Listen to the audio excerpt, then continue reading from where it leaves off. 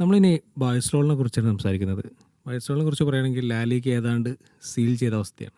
കാരണം 30 മാച്ചായി, ഇനി 8 മാച്ച് മാത്രമാണ് ബാക്കിയുള്ളത്. പക്ഷേ 7 പോയിൻറ്റിൻ്റെ ലീഡുണ്ട്. ഒരു എൽ ക്ലാസിക്കോ ബാക്കിയുണ്ട്. പക്ഷേ എൽ ക്ലാസിക്കോയും ഹോം അഡ്വാൻറ്റേജ് ഉണ്ട്. പക്ഷേ ആ മിനിയാന്നത്തെ മത്സരം സത്യത്തിൽ ബാഴ്സ ഒരു തോൽക്കുക, ഇൻ കേസ് തോൽക്കുകയാണെങ്കിൽ റയലിനൊരു ചാൻസ് ഉണ്ടായിരുന്നു. പക്ഷേ നേരെ ഓപ്പോസിറ്റ് റിസൾട്ടുകളാണ് സംഭവിച്ചത്. കാരണം റയൽ പോയിട്ട് മയ്യോർക്കയോട് തോൽക്കുകയും ചെയ്തു. ബാഴ്സ ആണെങ്കിൽ അത്ലറ്റിക്കോ മാഡ്രിഡിനെതിരെ അവേ വിൻ നേടുകയും ചെയ്തു. ബാഴ്സലോണിൻ്റെ ഒരു സീസൺ നോക്കുമ്പോൾ എന്തൊക്കെയാണ്, അല്ലെങ്കിൽ ബാഴ്സലോണിൻ്റെ ഒരു എന്താ പറയുക, പോസിറ്റീവ്സും നെഗറ്റീവ്സും എന്തൊക്കെയാണ് പറയാനുള്ളത്?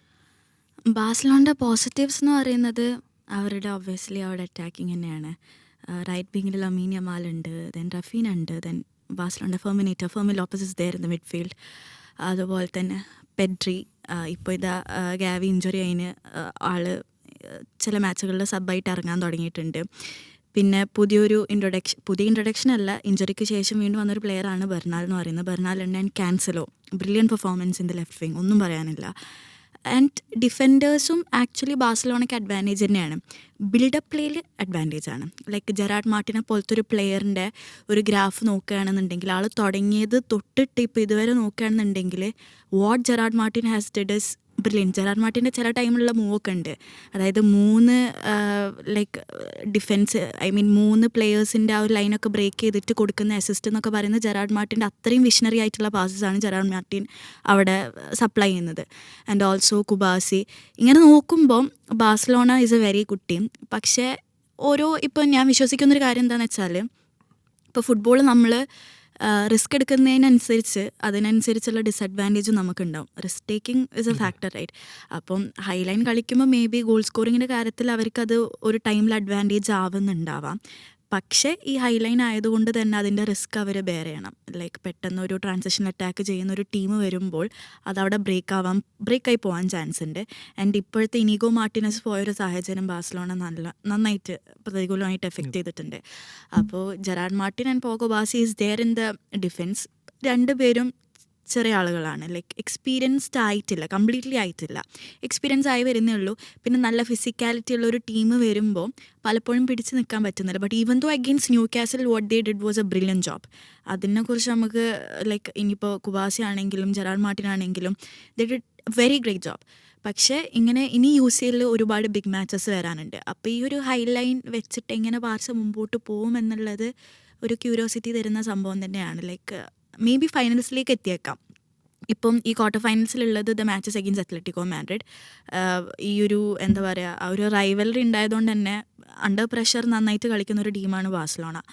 അപ്പോൾ അത് വെച്ചിട്ട് മേ ബി അത്ലറ്റിക്കോ മാഡ്രിഡിനായിട്ട് അവർ ജയിച്ചിട്ട് they might reach into semi ഫൈനൽസൊക്കെ കഴിഞ്ഞ് അവർ ഫൈനൽസിലേക്ക് എത്തിയേക്കാം. പക്ഷേ ഈ ഒരു പൂളിൽ നിന്ന് വരാനുള്ളത് ഒന്നെങ്കിൽ ഐ ബിലീവ് ഫൈനൽസിലെത്തും, ഒന്നെങ്കിൽ ബയൺ മ്യൂണിക് അല്ലെങ്കിൽ PSG. അപ്പോൾ അവരായിട്ട് ഏറ്റുമുട്ടുമ്പോൾ ബാഴ്സലോണയുടെ ഹൈലൈൻ തീർച്ചയായിട്ടും ഒരു പ്രശ്നം തന്നെയാണ്. അതിലിപ്പോൾ പറയുന്നത് അത്ലറ്റിക്കോ മാഡ്രിഡുള്ള മത്സരം ഏറെക്കുറെ ഈസി ടാസ്ക് പോലെയാണ് പറയുന്നത്. പക്ഷേ നമ്മൾ ഈ ഒരു സീസണിലെ പെർഫോമൻസ് നോക്കുമ്പോൾ നമുക്ക് അങ്ങനെയൊന്നും പറയാൻ പറ്റുമോ? കാരണം കോപ്പ ഡെൽ റേയിൽ ആദ്യ ഘട്ടത്തിൽ 4 ഗോൾ കിട്ടിയിട്ടുണ്ട്. രണ്ടാം ഓഫ് കോഴ്സ് വിജയിച്ചു. മിനിയാന്നത്തെ മത്സരം 2-1 വിജയിച്ചെങ്കിലും സത്യത്തിലൊരു റെഡ് കാർഡിൻ്റെ ഒരു ആനുകൂല്യം ഉണ്ടായിരുന്നു. കാരണം ഫസ്റ്റ് ഹാഫിൽ നോക്കുമ്പോൾ നമുക്ക് അത്ലറ്റിക്കോ മാഡ്രിഡ് കൃത്യമായിട്ട് ബാഴ്സയുടെ ഐലൈൻ ഡിഫൻസ് പൊട്ടിച്ചിട്ടുണ്ടായിരുന്നു. പെട്ടെന്ന് ഡിഫൻസിൽ നിന്ന് വന്ന പാസുകളാണ്. അപ്പോൾ ഹുലിയാനോ സിമിയോണി അടിച്ച ഗോളൊക്കെ ആ ഒരു ഐലൈൻ ഡിഫൻസിൻ്റെ പിന്നിലേക്ക് ബോൾട്ടിട്ട് വളരെ കാൽക്കുലേറ്റഡ് ആയിരുന്നു. അപ്പോൾ ഈ സിമിയോണി എന്ന് പറയുന്ന മാനേജർ നമുക്ക് അങ്ങനെ പെട്ടെന്ന് കുറച്ച് കാണാൻ പറ്റുമോ? ഇല്ല, അത്ലറ്റിക്കോ മാഡ്രിഡിനെതിരെ UCL മാച്ച് ഒരിക്കലും ഈസി അല്ല. ഈ പറഞ്ഞ പോലെ തന്നെ ഇപ്പോൾ കഴിഞ്ഞ മാച്ചിൽ അത്ലറ്റിക്കോ മാഡ്രിഡ് ബാഴ്സലോണ ലാലിഗ മാച്ചിൽ നോക്കുകയാണെന്നുണ്ടെങ്കിൽ 10 പേരെ വെച്ചിട്ടാണ് അത്ലറ്റിക്കോ മാഡ്രിഡ് ആ second half complete 86 minute 86 minute വരെ അവർ പിടിച്ചിരുന്നത് ആ 10 പേരെ വെച്ചിട്ടാണ്. അത്രയും കോമ്പാക്റ്റ് ആയിട്ടുള്ള ഡിഫൻസ് ആയിരുന്നു. അവർ കളിച്ചിരുന്നത് ഒരു 5-3-1 എന്നുള്ള ഫോർമേഷനിലായിരുന്നു.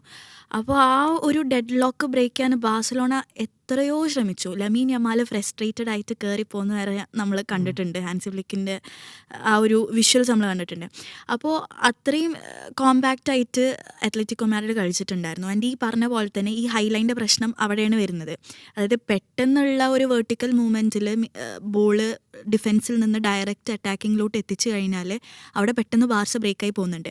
അപ്പോൾ ഈ ത്രെഡ്സൊക്കെ കറൻ്റ്ലി UCL പോകുമ്പോൾ ഈ സംഭവങ്ങളൊക്കെ ഒരു സൈഡിലുണ്ട്. അത്ര ഈസി അല്ല അത്ലറ്റിക്കോ മാഡ്രിഡിനെതിരെ കളിക്കാന്ന് പറയുന്നത്. ചോദിച്ചത് എന്തായിരുന്നു? ഞാൻ പെട്ടെന്ന് ബാർസലോണ ആയതുകൊണ്ട്. പിന്നെ അതിൽ മറ്റൊരു ചോദ്യം എന്ന് പറയുന്നത്, ഒരു അവരുടെ അവരുടെ കൺസിസ്റ്റൻസി മാത്രമല്ല കൺസിസ്റ്റൻസി. ഒരുപാട് പ്ലേയേഴ്സും ഇല്ല. അപ്പോൾ ബാഴ്സയൊക്കെ ആണെങ്കിൽ റഫീനെ പോലുള്ള റഫീന എന്ന് പറയുന്ന പ്ലെയറിന്റെ മിസ്സിങ് നന്നായിട്ട് ഒബ്വിയസ്ലി അത്ലറ്റിക്കോ മാഡ്രിഡിനെതിരെ കളിക്കുമ്പോൾ ഉണ്ടാവും. കാരണം റഫീന പോലത്തെ പ്ലെയർ എന്ന് പറയുമ്പോൾ ഒരു ബാഡ്ജിന് വേണ്ടി എന്തും ചെയ്യാൻ റെഡി ആയിട്ടുള്ള ഒരു പ്ലെയറാണ് റഫീന എന്ന് പറയുന്നത്. അപ്പോൾ ആ പ്ലെയറിന്റെ മിസ്സിങ് ഉണ്ടാവും. പക്ഷെ റാഷ്ഫോർഡ് കഴിഞ്ഞ മാച്ചിൽ ഒരു ലീഡ് ബാഴ്സലോണക്ക് കൊണ്ടുവന്നുള്ളത് ശരിയാണ്. അപ്പോൾ ഇൻകൺസിസ്റ്റൻ്റ് ആണ് സിമിയോണിൻ്റെ പെർഫോമൻസ് എന്ന് പറയുന്നത്. ഇപ്പോൾ കഴിഞ്ഞ 3 മാച്ചുകളും സിമിയോണ് പരാജയപ്പെട്ടിട്ടുള്ളത്. ടോട്ടൻഹാമിനെതിരെ എനിക്ക് തോന്നുന്നു UCL സെക്കൻഡ് ലെഗിലാണ്, ബട്ട് ഈവൻ ദോ അവർ ക്വാളിഫൈ ചെയ്തു. അപ്പോൾ ഈ ഒരു 3 മാച്ചിൻ്റെ പരാജയം ആർക്കുണ്ട്. And Simeone is also like ഇവരുടെ ഈ പൊതുവേ ഈ ട്രാൻസിഷണലായിട്ട് കളിക്കുന്ന ടീംസ് നമുക്ക് പ്രെഡിക്റ്റ് ചെയ്യാൻ പറ്റില്ല. അവർ ഏതെങ്കിലും ഒരു മൊമെൻറ്റ് കിട്ടിക്കഴിഞ്ഞാൽ ആ ചാൻസ് കിട്ടുന്നത് ചിലപ്പോൾ ഒരു ചാൻസ് ആവും, പക്ഷെ ആ ചാൻസ് അവർക്ക് എങ്ങനെയും അവരെ കൺവേർട്ട് ചെയ്യാൻ വേണ്ടി ശ്രമിക്കും. ആൻഡ് ഈ പറയുന്ന പോലെ തന്നെ ഒരു പാക് ദ ബസ് എന്നുള്ള ആ ഒരു സ്റ്റൈല് സിമിയോണയ്ക്ക് എവിടെയോ ഉണ്ട്. അത് നമ്മൾ ഈവൻ ദോ 10 men ഡൗൺ ആണെങ്കിലും ആ ഒരു ഇത് വെച്ചിട്ടാണ് അവർ അത്രയും നേരം പിടിച്ചു നിന്നത്. അടിച്ച് കയറ്റുന്ന രീതിയുണ്ട്. ഇപ്പോൾ റയലിനെതിരെ ഈ സീസൺ തന്നെ 4 ഗോൾ അടിച്ചിട്ടുണ്ട്. ബോയ്സക്കെതിരെ 4 ഗോൾ അടിച്ചിട്ടുണ്ട്. അതിന് കപ്പാസിറ്റി ഉള്ള പ്ലേയേഴ്സ് അവർക്കുണ്ട്. ഗ്രീസ്മാൻ ഉണ്ട്, ആൽവാരസ് ഉണ്ട്, ഇങ്ങനെ നല്ല അറ്റാക്കിംഗ് പ്ലേയേഴ്സും അവരുടെ അറ്റാക്കിങ്ങിലുണ്ട്. Like Simeone is also there. അപ്പോൾ ഈ ഒരു പെർഫോമൻസ് നോക്കുമ്പോൾ അവർ കൺസിസ്റ്റൻ്റ് അല്ല. പക്ഷെ ബിഗ് മാച്ചസ് വരുമ്പോൾ മേ ബി ഇപ്പോൾ ബാഴ്സലോണയുടെ ഒരു ഹൈ ലൈൻ വെച്ചിട്ട് അവർക്ക് സുഖമായിട്ട് വേണമെങ്കിൽ ബ്രേക്ക് ചെയ്യാം. കാരണം we have seen first leg in Copa del Rey അവർ 4 ഗോളുകൾ ബാഴ്സലോണയ്ക്കെതിരെ അടിച്ചു. സംഭവം പറഞ്ഞാൽ ഷോക്കായിരുന്നു. കാരണം ഹാൻസി ഫ്ലിക്കിൻ്റെ കരിയറിൽ അങ്ങനത്തെ ഒരു പരാജയം ഉണ്ടായിട്ടില്ല. ആൻഡ് ഈ ബാർസ എന്ന് പറയുന്ന ടീം എന്ന് പറയുമ്പോൾ അവർ നമ്മൾ ഈ എക്സാമിന് തലേന്ന് പഠിക്കാന്നൊക്കെ പറയുന്ന പോലെ ലാസ്റ്റ് മൂമെൻറ്റിലാണ് അവർക്ക് ആ ഒരു പ്രഷർ കയറി വരിക. ഫസ്റ്റ് ലെഗിൽ 4 ഗോളിന് അവർ പരാജയപ്പെട്ടു. സെക്കൻഡ് ലെഗിൽ അവർക്ക് പ്രഷർ കയറി ഒരുപാട് ചാൻസ് ക്രിയേറ്റ് ആയി. പക്ഷേ ഈ ഒരു 90 മിനിറ്റാണ് മാച്ച്. അതിൽ അവർക്കത് അവർ ജയിച്ചു എന്നുള്ളത് സത്യമാണ്. ദേ വോൺ ദ മാച്ച്. പക്ഷേ ആ ഒരു എൻറ്റയർ ബാറ്റിൽ അവർക്ക് ജയിക്കാൻ പറ്റിയില്ല. ആ ഒരു 3 ഗോളിൽ അവർ ജയിച്ചു. പക്ഷേ ആ ഒരു അഗ്രിഗേറ്റ് നോക്കുമ്പോൾ they were not able to qualify. അപ്പോൾ ഇങ്ങനത്തെ ഒരു പ്രശ്നം ബാഴ്സലോണയ്ക്ക് ഈ സൈഡിലുണ്ട്. ആൻഡ് അത്ലറ്റിക്കോ മാഡ്രിഡ് പെട്ടെന്നുള്ള അറ്റാക്സിൽ ഫിസിക്കാലിറ്റി വെച്ചിട്ട് ഒന്നും കൂടെ ബാഴ്സലോണയെക്കാട്ടിലും മുന്നിൽ നിൽക്കുന്ന ഒരു ടീമാണ്. നമ്മൾ പറയേണ്ട പേര് അൽവാരസ് ആണ്. മിനിയാത്ത മത്സരത്തിൽ അൽവാരസ് കളിച്ചിട്ടില്ല. അത് പല വാർത്തകളുണ്ട്. ഒന്ന് അൽവാരസിന്റെ ട്രാൻസ്ഫർ റൂമേഴ്സ് ഒരു വശത്തുണ്ട്. അതേസമയം ഇതൊരു സിമിയോണയുടെ ടാക്ടിക്സ് എന്നും പറയുന്നുണ്ട്. ചാമ്പ്യൻസ് ലീഗിൽ ഇറങ്ങുമ്പോൾ ഒരു ഫ്രഷ് പോലെ മുന്നിൽ വെക്കാനെന്നും പറയുന്നുണ്ട്. എന്താണ് തോന്നുന്നത്? ആൾക്ക് മേ ബി റെസ്റ്റ് കൊടുത്തതാവാം. ഇഞ്ചുറി ഇല്ല ആൾക്ക്. ഈ ട്രാൻസ്ഫർ ന്യൂസിനെ കുറിച്ച് ട്രാൻസ്ഫർ ന്യൂസ് കൊണ്ടാണെന്ന് എനിക്ക് അങ്ങനെ അത്ര തോന്നുന്നില്ല. ഗോസിപ്പാണ്. ആൾക്ക് മേ ബി റെസ്റ്റ് കൊടുത്തതാവാം. അല്ലെങ്കിൽ ആ ഒരു മാച്ചിൽ ബാഴ്സലോണ പോലത്തെ ടീമിനെതിരെ കളിക്കുമ്പോൾ ആളുടെ ആ ഒരു ടാക്ടിക്സ് വെച്ചിട്ട് അല്ലെങ്കിൽ ആളുടെ ആ ഒരു മാച്ചിലെ സ്ട്രാറ്റജി വെച്ചിട്ട് ആൽവാരസിന് പകരം മറ്റൊരു പ്ലെയറിനെ ഇറക്കിയതും ആവാം. പക്ഷേ I think against Barcelona in the UCL ആൽവാരസിനെ തീർച്ചയായിട്ടും സിമിയോണെ ഇറക്കും. അത് എന്തായാലും ഇറക്കുന്നുണ്ടാവും. നമ്മൾ ഈ റഫീന ഇല്ലാത്തത് പറഞ്ഞു. അതുപോലുള്ള ഒരാളാണ് മാർക്കസ് റാഷ്ഫോർഡ്. നമുക്കറിയാം യുണൈറ്റഡിൽ ഭയങ്കര വിമർശനം കേട്ടിട്ട് ഈ സീസണിൽ പക്ഷേ ബാഴ്സ ആരാധകർക്ക് ഭയങ്കര ഇഷ്ടപ്പെട്ടൊരു താരമാണ്. മിനിയാത്ത മത്സരത്തിലും ഭയങ്കരമായ പെർഫോമൻസ് ആയിരുന്നു. ആ ഒരു ഗോൾ ഏറെക്കുറെ റാഷ്ഫോർഡിന്റെ ഒറ്റയ്ക്ക് വെള്ളം എടുക്കായിരുന്നു. ഡാനിയലുമായിട്ട് വെറും 3 പാസിലാണ് അത് ഗോളാവുന്നത്. ഒരു 1-2-1 കളിച്ചിട്ടാണ് അവർ ഗോളാക്കിയിട്ടുള്ളത്. റാഷ്ഫോർഡിന്റെ സീസണിലെ മൊത്തത്തിൽ ഒരു റാഷ്ഫോർഡ് വന്ന ടൈമിൽ റാഷ്ഫോർഡ് 2 മാച്ചസിൽ ഇറങ്ങിയ ആൾ നല്ല പെർഫോമൻസ് ആയിരുന്നു. പിന്നെ അത് കഴിഞ്ഞിട്ട് സ്റ്റാർട്ടിങ് ലെവലിൽ അധികം ഇല്ലായിരുന്നു. പക്ഷേ എന്നെ സംബന്ധിച്ചിടത്തോളം റാഷ്ഫോർഡിൻ്റെ ഒരു പെർഫോമൻസ് നോക്കുകയാണെന്നുണ്ടെങ്കിൽ ആൾ ഇപ്പോൾ ഈ പറഞ്ഞ പോലെ ഡ്രിബ്ലിംഗ് കപ്പാസിറ്റി അത്ര ഇല്ലാത്ത പ്ലെയറാണ്. പക്ഷെ ആ ഒരു പേസ് നല്ലോണം കീപ്പ് ചെയ്യുന്ന പ്ലെയറാണ്. ആ ഫസ്റ്റത്തെ 2-3 മാച്ചസിൽ നമ്മൾ നല്ലൊരു പെർഫോമൻസ് റാഷ്ഫോർഡിൻ്റെ സൈഡിൽ നിന്ന് കണ്ടിരുന്നു. പിന്നീട് മേ ബി ഒരു പ്ലേയിങ് ടൈം കിട്ടിയിട്ടുണ്ടാവില്ല. അല്ലെങ്കിൽ പിന്നീട് വന്ന മത്സരങ്ങളിൽ എൻ്റെ ഒരു പേഴ്സണൽ ഒപ്പീനിയനാണ് ഞാൻ പറയുന്നത്. ഞാൻ മൊത്തത്തിലുള്ള ഒരു വ്യൂ അല്ല. ആസ് എ ലേമാൻ ഞാൻ പറയുന്ന കാര്യമാണ്. എനിക്ക് റാഷ്ഫോർഡിൻ്റെ പെർഫോമൻസിൽ ഞാൻ അങ്ങനെ ഭയങ്കര സാറ്റിസ്ഫൈഡ് അല്ലായിരുന്നു. പക്ഷേ ഈ കഴിഞ്ഞ മാച്ചിൽ ഓൾമോൻ്റെ കൂടെയുള്ള കമൻറ്റേറ്റർ പറഞ്ഞ തന്നെ അതാണ്. Like a goal opportunity made by him and finished by him. അങ്ങനെ നോക്കുമ്പോൾ നമുക്ക് ഏറ്റവും കൂടുതൽ ക്രൂഷ്യൽ ടൈമിലൊരു ടീമിനെ പ്ലെയറിനെ സഹായിക്കാൻ കഴിഞ്ഞ് കഴിഞ്ഞാൽ അതാണല്ലോ ആ പ്ലെയറിൻ്റെ ഏറ്റവും വലിയ കാര്യം എന്ന് പറയുന്നത്. നോക്കുമ്പോൾ Marcus Rashford is a very good player. ബാഴ്സയുടെ ഒരു മിഡ്ഫീൽഡ് എങ്ങനെയാണ്? ഇപ്പോൾ ഡിജോങ് ഉണ്ടാവില്ല എന്ന് പറയുന്നുണ്ട്. മാർക്ക് ബേണാലിൻ്റെ കാര്യത്തിൽ പല സംശയങ്ങളുണ്ട്. എങ്ങനെയാണ് ഒരു ബാഴ്സയുടെ ഒരു മിഡ്ഫീൽഡ്? ഡിയോങ് എന്ന് പറയുന്ന പ്ലെയർ നല്ലൊരു മിസ്സിങ് തന്നെയാണ് ബാഴ്സലോണയെ സംബന്ധിച്ചിടത്തോളം. കാരണം ഒരു എന്താ പറയുക, അത് പലപ്പോഴും അണ്ടർ റേറ്റഡ് ആയിട്ടുള്ള ഒരു പ്ലെയറാണ്. പെഡ്രിന് എല്ലാവരും ഭയങ്കരമായിട്ട് ഹൈപ്പ് കൊടുക്കും, അങ്ങനത്തെ കാര്യങ്ങളൊക്കെ ഉണ്ട്. ഒന്നും കൂടി ഒരു ഡിഫെൻസീവ്, ഒരു നമ്പർ 6 പൊസിഷനിൽ കളിക്കുന്ന പ്ലെയറാണ് ഡിയോങ് എന്ന് പറയുന്നത്. അപ്പോൾ ഡിയോങ്ങിനെ പോലത്തെ ഒരു പ്ലെയർ ന്യൂ കാസിലിനെതിരെ ഇല്ലാതെ നിൽക്കുമ്പം അതിൻ്റെ കാരണം ന്യൂ കാസിൽ നമുക്കറിയാം ഫസ്റ്റ് ലെഗിൽ അവരെങ്ങനെ പെർഫോം ചെയ്തത് ഒന്ന് പേടിപ്പിച്ചു ബാഴ്സലോണയെ. അതായത് കണ്ടു നിൽക്കുന്നവരൊന്നും പേടിപ്പിച്ചു. ചിലവർ പറയുന്നുണ്ട് അത് ഹാൻസി ഫ്ലിക്കിൻ്റെ ടാക്ടിക്സ് ആണ്. കാരണം ഈ ഈ ആൻഫീൽഡ് എന്നൊക്കെ പറയുന്ന പോലെ സെൻറ്റ് ജെയിംസ് പാർക്ക് എന്ന് പറയുന്ന അത്ര സുഖമല്ല അവിടെ ഒരു ടീമിനെ പിടിച്ചു നിൽക്കാന്ന് പറയുന്നത്. അതുകൊണ്ട് ഒന്ന് പതുക്കെ ഒന്ന് കളിച്ചതാണെന്നുള്ളത് പറയുന്നുണ്ട്. അപ്പോൾ ഈ ഡിയോങ്ങിനെ പോലത്തെ ഒരു പ്ലെയർ ഇനി സെക്കൻഡ് ലെഗിലോട്ട് വരുമ്പോൾ അപ്പോഴും ഇല്ലല്ലോ എന്നുള്ള ടെൻഷൻ എല്ലാവരുടെ മൈൻഡിലുണ്ടായിരുന്നു. പക്ഷെ അവിടെ ബാഴ്സലോണ വളരെ ബ്രില്യൻ്റ് ആയിട്ട് മിഡ്ഫീൽഡേഴ്സിനെ പ്ലേസ് ചെയ്തു. പെഡ്രി എന്ന് പറയുന്ന പ്ലെയറെ നമ്പർ 6 പൊസിഷനിലേക്ക് ഇറക്കി. നമുക്ക് ആ ന്യൂ കാസിലിനെതിരെ ശ്രദ്ധിച്ചാൽ അറിയാം പെഡ്രി ഒന്നും കൂടെ ഇറങ്ങിയിട്ടാണ് കളിച്ചിട്ടുണ്ടായിരുന്നത്. ബെർണാലിനെ ഒന്നും കൂടെ പുഷ് ചെയ്ത് കളിപ്പിച്ചു.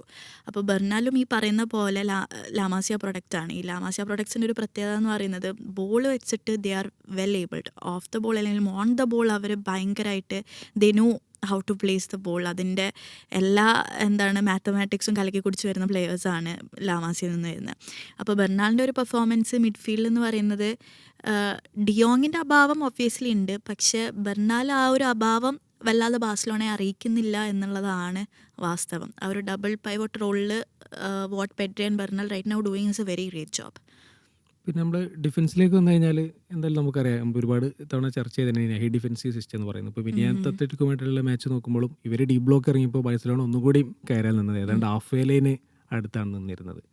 അത്യാവശ്യം ഈ അത്ലറ്റിക്കുമായിട്ട് എനിക്ക് തോന്നുന്നത് ഈ ഐലൻഡ് ഡിഫൻസ് പൊട്ടിക്കാനുള്ള ഒരു ഗിമ്മിക്ക് അവരുടെ അടുത്തുള്ള പോലെ എനിക്ക് തോന്നുന്നത്. പ്രത്യേകിച്ചും അൽവാരസ് ആയാലും മറ്റേ അടമൂല ആയാലൊക്കെ അത്യാവശ്യം ഭയങ്കര പേസ് ഉള്ളതാണ്. എങ്ങനെയായിരിക്കും ബാഴ്സയുടെ ഡിഫൻസ് ഈ ഒരു അത്ലറ്റിക്കോയുടെ പേസിന് എങ്ങനെയായിരിക്കും തടുക്കുന്നുണ്ടാവും മുന്നേറ്റത്തിൻ്റെ? ബാഴ്സലോണ എനിക്ക് ഫീൽ ചെയ്യുന്ന കാര്യം ബാഴ്സലോണ UCL-ലും ഹൈലൈൻ തന്നെ കളിക്കും. അത് അവരുടെ ടാക്ടിക്സ് ആണ്. അത് പെട്ടെന്നൊരു നൈറ്റിൽ ചേഞ്ച് ചെയ്യാൻ പറ്റുന്ന സംഭവമല്ല.